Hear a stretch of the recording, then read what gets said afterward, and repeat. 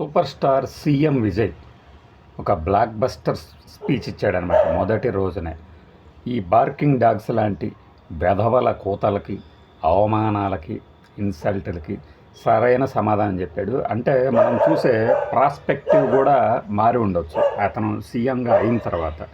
CM కాకముందు అతను చేసిన ప్రసంగాల మీద మన దృక్పథం ఒకలాగుంటుంది, ఇప్పుడు నుంచి వేరేలాగుంటుంది. బట్ ఫస్ట్ స్పీచ్లోనే తాను ఏ స్క్రిప్టు లేకుండానే దడదడలాడించగలను అని నాకు అనిపించింది. చేస్తున్న పనిని అరగంట సేపు వాయిదా వేసేలాగా చేయగలిగినటువంటి వాగ్ధాటి అతని సొంతం అని చెప్పి ఇంకోసారి ప్రూవ్ అయింది. సో ఇలాంటి ఒక చరిష్మాటిక్ లీడర్ లేక తమిళనాడు కావచ్చు, ఆంధ్రప్రదేశ్ కావచ్చు, ఒక 10-15 ఏళ్ల నుంచి ఆ గ్యాప్ ఉంది. ఆ గ్యాప్ తమిళనాడులో ఇప్పుడు పూర్తిగా తొలగిపోయింది అనుకోవాలి. ఎంజిఆర్ రామచంద్రన్ గారు, ఎన్టీ రామారావు గారు, జయలలిత గారు వీళ్ళు ప్రమాణ స్వీకారం చేయటం అనేది మనం చూడాల. కానీ ఒక top hero, star hero, super star సీఎంగా మారడం 44 ఏళ్ల తర్వాత ఇదే మొదటిసారి మనం చూసాం. ఈ తరంలో ఉన్న వాళ్ళకి ఇది ఒక ఆపర్చునిటీ, ఒక అవకాశం, ఒక స్టార్ హీరో సీఎంగా మారడం అనేది. సరే, ఏడ్చేవాళ్ళు ఎటు ఏడుస్తూనే ఉంటారు. ఇక ముందుంది ముసళ్ళ పండగ అంటూ ఎక్కడ లేని ముత్తైదవుతనం తెచ్చిపెట్టుకొని అసలు అది ఎలా తీరుస్తాడు, ఇది ఎలా తీరుస్తాడు అని వాగే వాళ్ళందరికీ రాబోయే రోజులు సమాధానం చెప్తాయి. కానీ తన స్పీచ్ ద్వారా this is a new era, new beginning అని చెప్పడం ద్వారానే సినిమాటిక్గా చెప్పినా కూడా విజయ్ శకం ప్రారంభమైంది. నిన్నటి నుంచే ప్రారంభమైంది. గవర్నర్ సీఎంగా అపాయింట్ చేస్తూ లెటర్ ఇవ్వడంతోనే అతను సీఎం అయిపోయాడు. ఇంకా ఇవాళ కొత్తగా సీఎం అని చెప్పడం ఏంటి? సీఎం విజయ్ మొదటి స్పీచ్లో నేనే పవర్ సెంటర్ని, ఒకటే పవర్ అని చెప్పడం ద్వారా ఏం చెప్పాడంటే, బయట చాలామంది అనుకుంటున్నారు త్రిషాని ఇంకో జయలలితని చేస్తారేనా అని. ఈ కోణం ఎవరు ఆలోచించలేదు కదా, ఇంకా చెప్పరు, మనం చెప్పిన తర్వాత చెప్తారు. ఇది అహం అనుకోండి, ఇంకొకటి అనుకోండి. విజయ్ పార్టీలో విజయే, త్రిష కాదు, ఇంకెవరు ఉండరు. వేరే రాజ్యాంగేతర శక్తి ఉంటుందని నమ్మొద్దు. మీ తమ్ముడు, మీ చిన్న తంబి, మీ మేనమామ జగన్లాగా, మీ మామ పిల్లలకి మామలాగా నేను అండగా ఉంటా. నేను దైవదూతని కాదు, సాధారణ మనిషినే, మామూలు మనిషినే. ఏది చేయగలనో అంతా చేస్తాను. మనకి డిసెంబర్లో వ్లాదిమిర్ పుతిన్ రష్యా నుంచి వచ్చారు. ఇండియా డెవలప్మెంట్కి ఏది కావాలో అది మొత్తం చేస్తానన్నారు. అంతేగాని ఫలానాదే చేస్తానల్లా. ఆయన చెప్పినట్టుగానే చాలా చేశాడు. అలానే ఇప్పుడు సంబంధం లేదనుకోకండి, ఇంకొకటి కాదు, ఈ పోలిక కూడా కాదు, పరిణామాలు గమనించండి. విజయ్ ఏది చేయగలనో తమిళనాడుకి అదంతా చేస్తాను. ఆ చిత్తశుద్ధి కనపడింది అతని మాటల్లో, ఎక్కడ రాసుకొచ్చింది కాదు కదా. అలానే తాను ఏదైతే చెప్పాడో ఎన్నికల హామీలు, దాని గురించి కూడా దానికి ఒక క్లారిటీ ఉందనేది అర్థమైంది. ఈ గత ప్రభుత్వం ఖజానా ఖాళీ చేసి వెళ్ళింది అనేది ఆంధ్రప్రదేశ్ ప్రభుత్వం నుంచి ట్రంప్ అడ్మినిస్ట్రేషన్ వరకు ప్రతి వాళ్ళు చెప్పే మాటే అతను కూడా చెప్పాడు. ఈ శ్వేతపత్రాలు, వైట్ పేపర్లు, ఈ విడుదల ఇదంతా రాజకీయాల్లో భాగమే. తాను ఏమి చేస్తానో రాష్ట్రానికి అది చేస్తానన్నారు. అలానే ఉచిత విద్యుత్తు మీద హామీ. ఈ ఉచిత విద్యుత్తుకి ఎవరయ్యా అర్జుడంటే వైఎస్ రాజశేఖర రెడ్డి గారు 2004 కరెక్ట్గా మే 14న తొలి సంతకం దాని మీద చేశారు. ఈ రోజున మే 10, 2026. ఆ రోజున ఆయన చేసిన తొలి సంతకం లాల్ బహదూర్ స్టేడియంలో అదే మారుమోగుతుంది. ఇంత ప్రతి రాష్ట్రంలో ఇది అమలవుతుంది అంటే అది ఆయన కారణమే. బట్టలారేసుకోవాల్సి వస్తుంది అని చెప్పిన ప్రతి వాడి చెంప పగలగొట్టేటట్టు దాన్ని అమలు చేసి చూపించారు. ఈ రోజున బట్టలారేసుకోరమనండి, కరెంటు షాక్ తగిలి కొట్టి చస్తారు అన్నారు. ఆ కరెంటు సప్లై కాదు అన్న నోళ్ళందరికీ సమాధానం అది.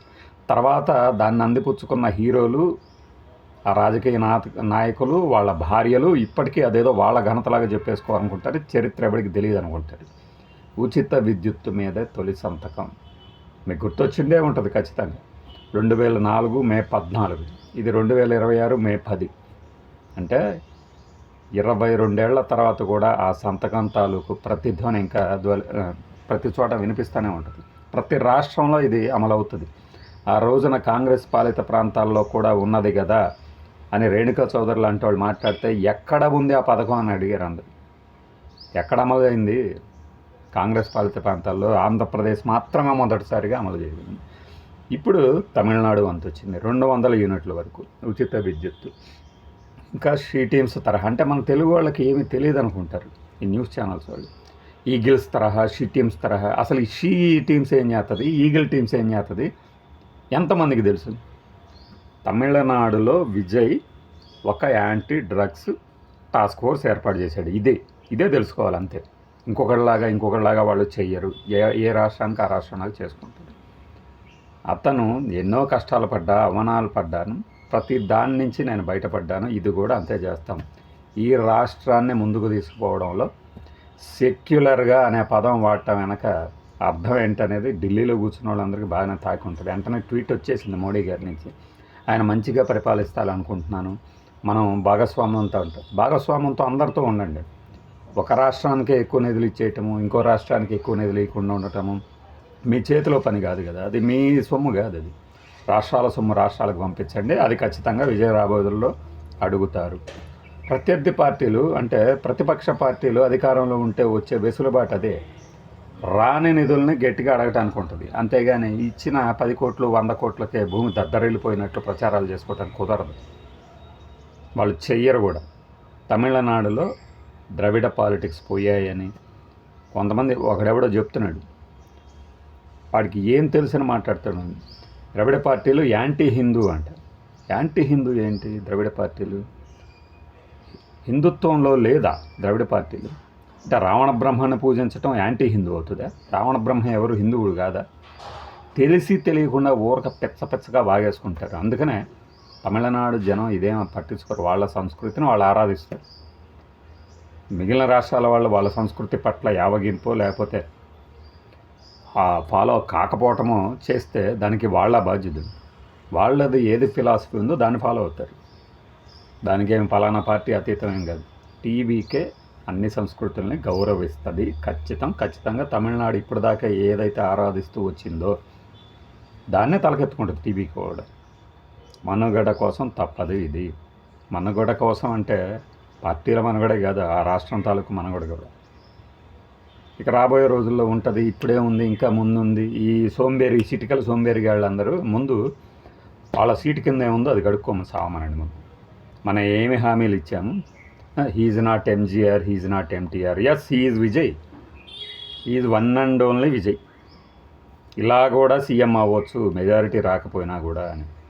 ఏది కుమారస్వామి చేసినట్టు 26 సీట్లతోనో 30 సీట్లతోనో సీఎం కాదు. 108 సింబల్. తమిళనాడుకి ఆక్సిజన్ 108. అలాంటి విజయ్ నాకు అనిపించింది అది.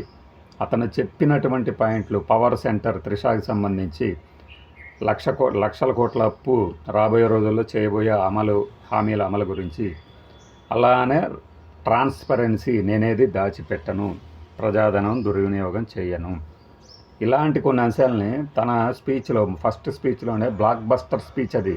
చూడండి, మీరు చూసిన తర్వాత నేను చెప్పింది కరెక్ట్ అని అంగీకరిస్తారు. కనీసం మీకు భాష రాపోయిన 10 నిమిషాలు వింటానే ఉంటాయి. డ్రామా ఉంది, అతని డైలాగ్ డెలివరీ సినిమాలను మించినటువంటి నాటకీయత ఉంది దాంట్లో. అయినా కూడా అలాంటి లీడర్ మళ్ళీ వచ్చాడు. మనం వినుంటాం, ఎన్టీఆర్ గారు ఇలా చేసేవాళ్ళు, అలా చేసేవాళ్ళు, ఆయన ఒక డైలాగ్ వేస్తే చాలు జనం చప్పట్లు కొట్టేవాళ్ళు. ఇప్పుడు జోసెఫ్ విజయ్ అని నాను అనగానే ఎన్నిసార్లు రిపీట్ చేస్తే అన్నిసార్లు స్టేడియం అంతా దద్దరిల్లిందంటే దాని అర్థం ఏంటి? దాని అర్థం ఏంటి? చరిష్మాటిక్ లీడర్ ఉద్భవించాడు తమిళనాడు రాజకీయాల్లో. ఆంధ్రప్రదేశ్లో కూడా వస్తాడా? నాకైతే ఓ వ్యక్తి పేరు మనసులో ఉంది. ఆ పేరు చాలామందికి తెలుసు, బట్ నేను అనుకుంటున్న పేరు అదా కాదా అనేది మీకు తెలియదు. దాని గురించి నెక్స్ట్ వీడియోలో చూద్దాం.